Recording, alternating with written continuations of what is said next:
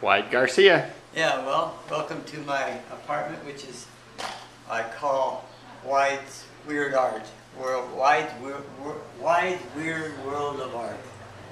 And it all started for me, seriously, when I started smoking pot. Because I was shut down from any creative endeavors because of earlier childhood experiences. And when I started smoking pot, after a year, I started writing like crazy poems.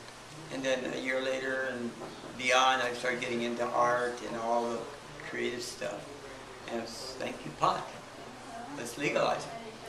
Now, the first piece I did was when Diana and Charles came to Japan.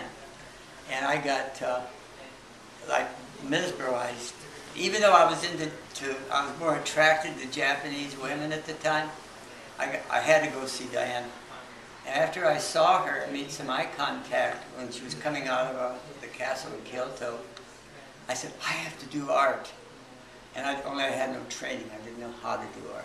So I started with paper, using origami and rice paper and stuff, because you can cut out I couldn't sketch, so you can cut out a picture of a person. If it doesn't look like a person, then you do another one and you keep doing it. And I made a collage and sent it to Princess Diana. There were 9 of her, and 7 Charleses, and there was Mount Fuji and all this stuff. It was all done in paper on a big diary screen. So then that led to when I went to China. And this is the big piece that I still have. And this is the history of warfare in China. And it's got acrylic as a green base, you know, but the rest of it's all paper, rice paper and origami and stuff. But they see each section represents a part of the history. So this would be the Boxer Rebellion and the Ming Dynasty when they hung themselves, when the Manchurians came in. And the last queen, the mother of the last emperor, throwing his lover, her son's lover, into a well. And this represents the Peking man in the early empires. And there's presumably Confucius from 500 BC, and the original caveman. And then there's World War II, which is showing the Japanese samurai spirit and the planes that were used predominantly in that war. And then this is the Opium Wars, when England forced the trade of opium back in the 18th century. Or 18th century, yeah. And they came in with all their cannons and all their weapons and forced China to open up ports like it was when Hong Kong and other ports were opened up. They were forced to open because of the Opium Wars. And it was sad because the Emperor of China wrote to the Queen of England and said, hey, you're turning our people into addicts. We have 1 million people that are addicted to opium. You won't sell it in your own country. Why are you allowing it to be sold in our country? But no results. You know. This is the most hideous one. This is the rape of Nanjing. This is when the Japanese went in and just slaughtered hundreds of people and children.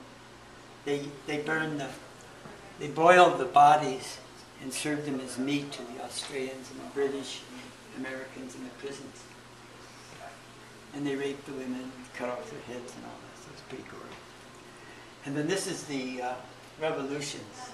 So you have the overthrow of the empire, Sun Yat-sen, you have Genghis Khan, Kublai Khan, you have Mao Zedong and his followers, and then overthrowing Chiang Kai-shek, who ended up in Taiwan.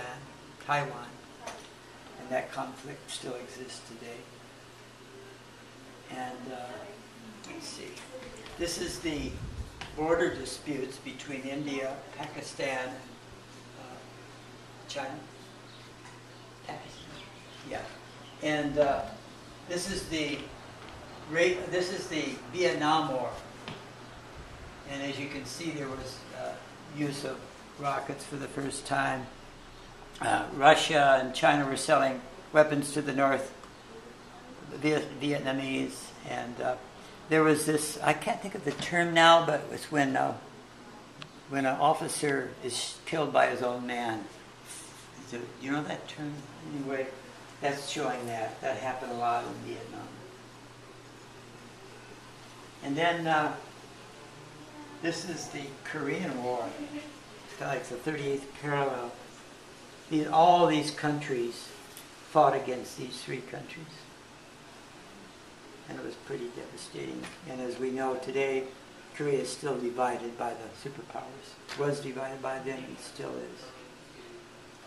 And then there's the World War I, where Japan was actually fighting on the side with Americans against the Germans. There's the British. And then there's the foreign colonies. This was Hong Kong. That was the Macau Island, and the German. That's Nepal, and German. So these have all been lost. They've been returned to China. And the last one is the Cultural Revolution. It's a horrible time when millions of Chinese people died, and everyone was really quite lonely because you couldn't trust your brother, your mother, your father, or anyone. It was a time when they turned everybody against each other. So that was when I started my first big art project. And then I went from that to